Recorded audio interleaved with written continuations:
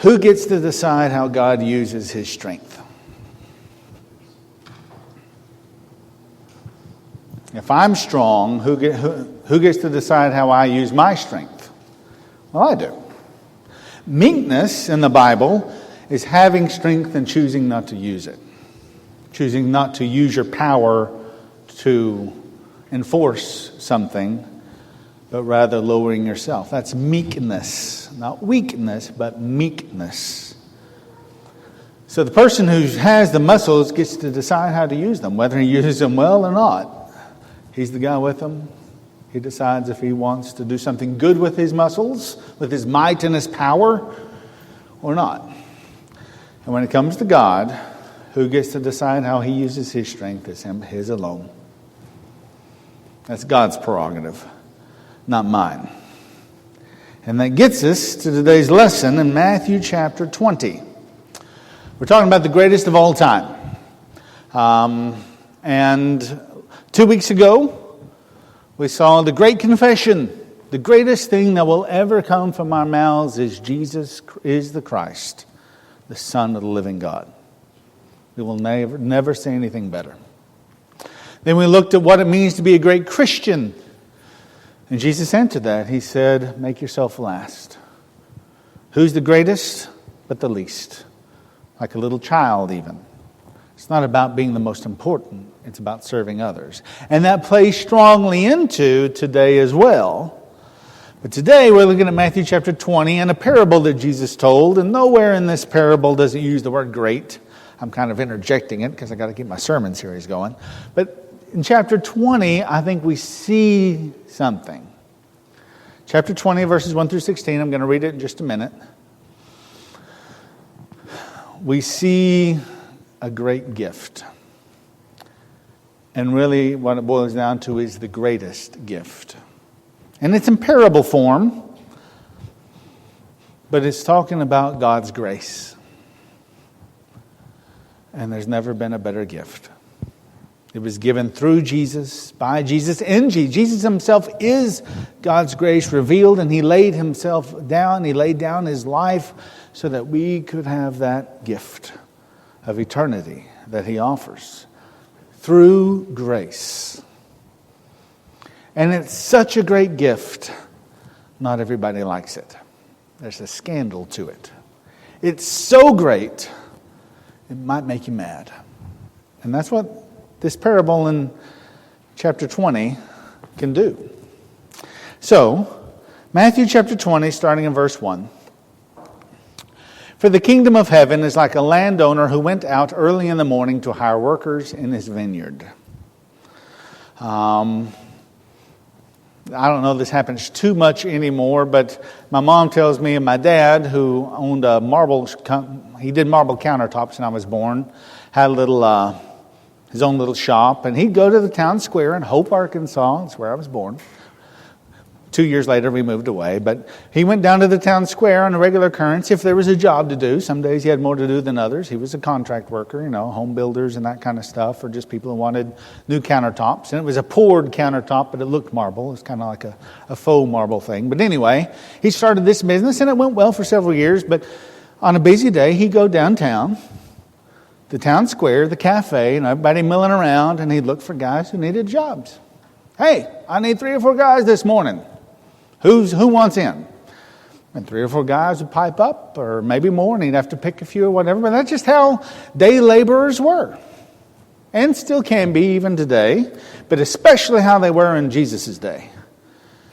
Go into town, I need some workers today, it's harvest time, who's coming? Because you obviously need more workers in harvest than you do before harvest, because you got to get the crop in. So we're going to hire extra labor, seasonal laborers is what we call it now. But before, it was just guys milling around downtown saying, come on, I need you today. So early in the morning, he went to hire workers for his vineyard.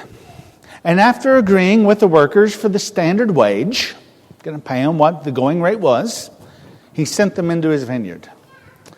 When it was about 9 o'clock in the morning, so probably about 3 hours later, if he went in at 6 a.m. when the sun first came up, he went out again and saw others standing around the marketplace without work.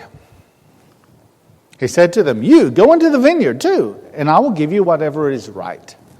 So they went. When he went out again at about noon, lunchtime, and then again at 3 o'clock, did the same thing. There were still people standing around, and he needed workers. Come on, I got a job for you to do. Come work for me. He did the same thing, and about 5 o'clock, getting toward the end of the day when the people were getting ready to go home, 5 o'clock that afternoon, he went out and found others standing around and said to them, why are you standing around here all day without work? And the response is simple. No one's hired us. So he said to them, you go and work in the vineyard too. When it was evening, the sun set, about an hour later. That's all the time that they had to put in. When it was evening, the owner of the vineyard said to his manager, call the workers and pay them their wages. But a little trick just for the purpose of the story of this parable, starting with the last hired and then the first. Start with the guys I hired at the end of the day. And when those hired about 5 o'clock came, each received a full day's pay. And so the guys at the back of the line now who'd worked all day are thinking, all right, bonus. All right. But when they came up, when those hired first came, they thought they would receive more. But each one also received the standard wage. They all got the same amount. Whether they worked 12 hours or 1 hour.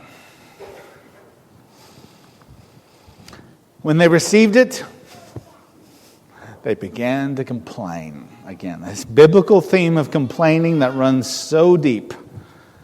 Way back to the time of the Israelites, all the way into Jesus' day. And albeit if we're still not complaining today, finding stuff to complain about. And now we have the internet to do it with. Wow, we get to complain even more. But they came in, they began to complain against the landowner, saying, the last fellows worked 1 hour, 1 measly hour, and you have made them equal to us, who bore the hardship of the burning heat of the day. We worked like dogs all day long, and you're giving us the same what you gave them and just showed up at the very end? When it was nice and cool, not even hot anymore? The landowner replied to one of them, friend, I am not treating you unfairly. Didn't you agree with me to work for the standard wage? We agreed on this at the beginning of the day. I'm living up to my agreement completely. What's the big deal? Take what is yours and go. I want to give to this last man the same as I gave to you. Am I not permitted to do what I want with what belongs to me? Or are you envious because I am generous? So the last will be first, and the first will be last. Jesus closes it up with. But those questions, they sting. And there's not much of a comeback for these questions the landowner poses. Is it not my money? Did I not live up to the bargain we struck? And that's the first one. Verse 14. This is our agreed upon wage. It's the standard wage. You said yes, I said yes. Okay, we made a bargain. I'm giving you exactly what I told you I would give you for the work that I anticipated you would give. As far as the rest of my money, is it not mine to use? I'm sorry, I didn't know I needed your permission. Or are you envious because I am generous? That's a hard question.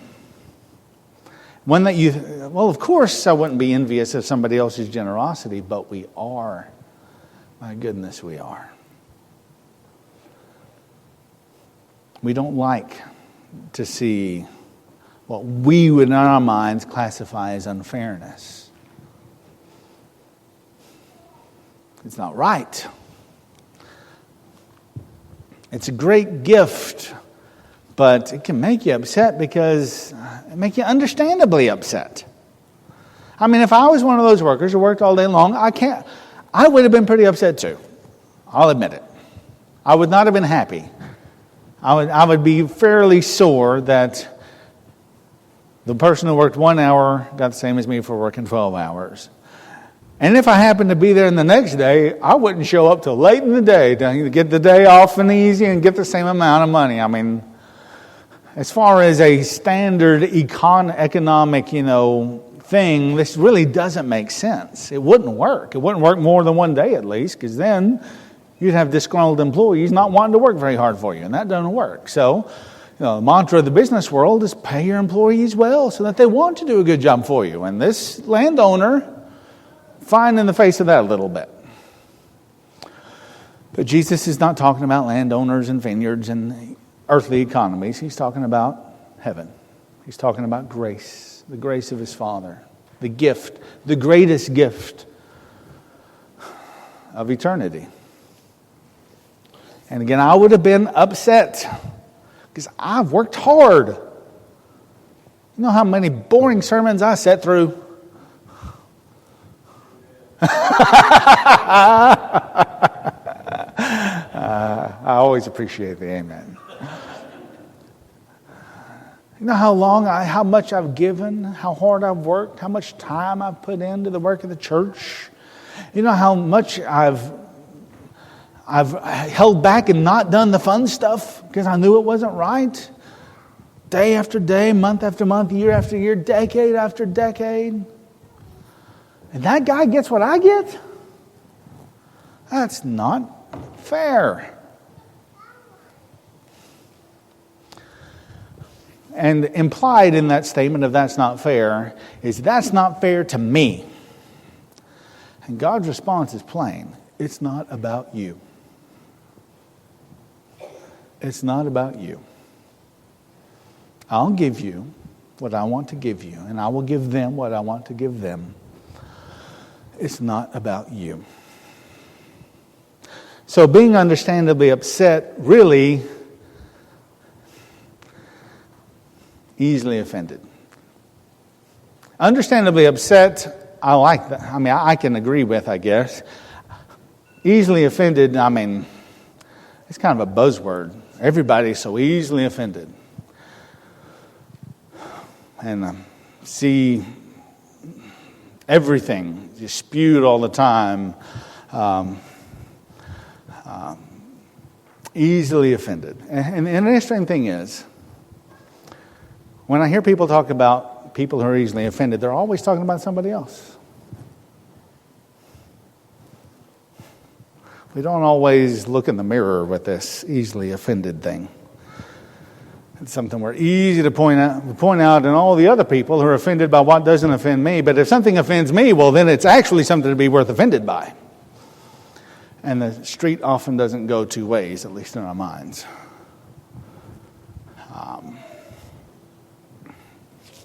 Use an example. You might not like this example. I apologize in advance for it. And I'm not trying to make a statement of how I even view this, but let's take, for instance, this whole, removing statues, flying flags, and all names of roads and schools and all that.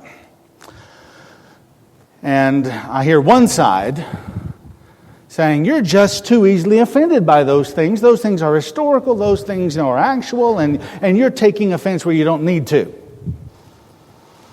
But then that statue comes down or that school gets renamed. You know who gets offended? The person who's calling the other person easily offended. And they start shouting and screaming and yelling about it. Again, we don't like that street to run both ways. Now, again, I'm not trying to make any statement as to this political issue that comes and goes. It comes and goes, I guess. Sometimes more it's in the news than others, depending on what statues are being taken down or what, protests are being done. But just from a purely objective view of it, both sides are calling each other easily offended without either one admitting that they're easily offended. That's just the way we are. If you're offended by something, you get over it. If I'm offended by something, you better change. And we're all guilty of that, not just the other political party. We're all susceptible to that. And here again, you don't see a protest from those guys hired at the end of the day. They didn't complain that they got a full day's wages.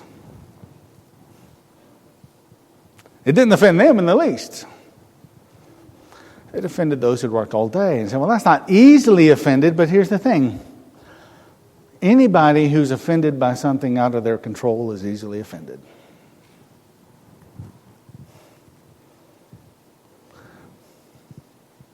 We can be concerned about issues in our world, which we should be concerned about because God is concerned about it. And I should have, the same burdens on my heart that God Himself does.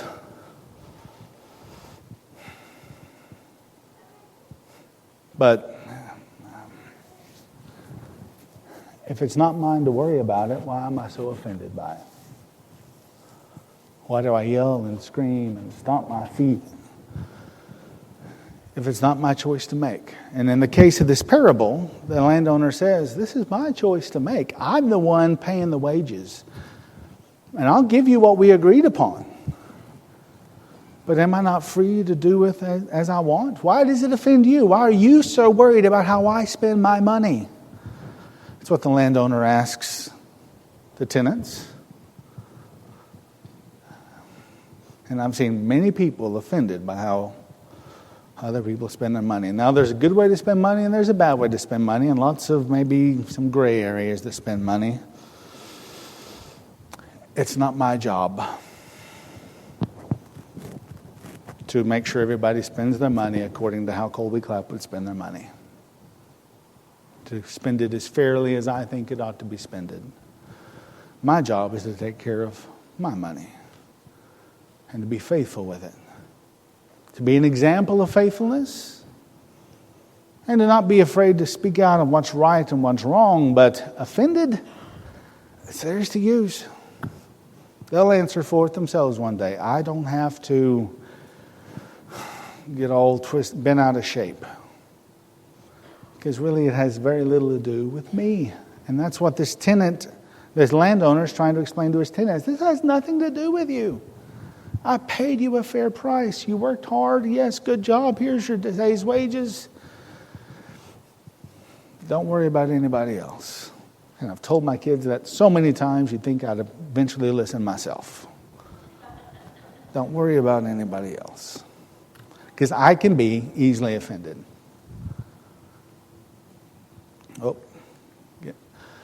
An example of this.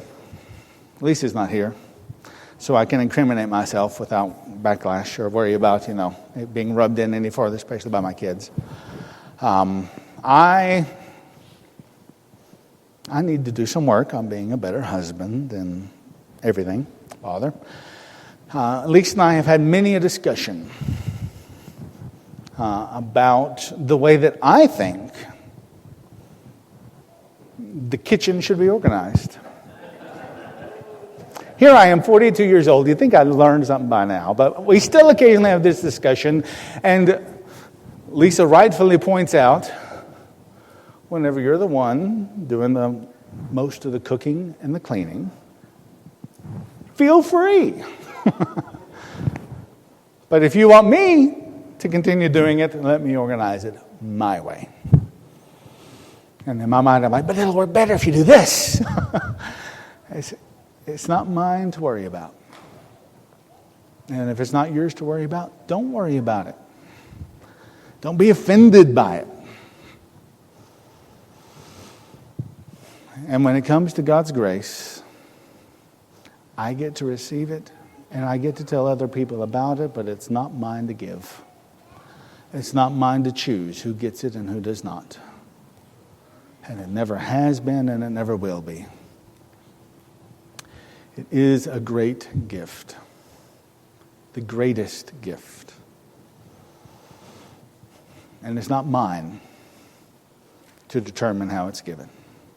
And that might make me upset. The Jews upset. The Jewish people who had generation after generation after generation had followed the laws of Moses, not had their bacon, Everybody else is eating their bacon, not us, God. We're doing it right. And now you're saying the people that ate the bacon get just as much as we got when we spent all that time not eating it and doing what was right? And they were living it up, not just bacon, but all kinds of other pagan things and immoral things. And you're saying they get the same grace? And God's answer is simply, yep, it's mine to give. Thank you for your hard work. Thank you for your service. It means more than you probably even know yourself, as far as how they set the stage for Jesus himself to come to this world.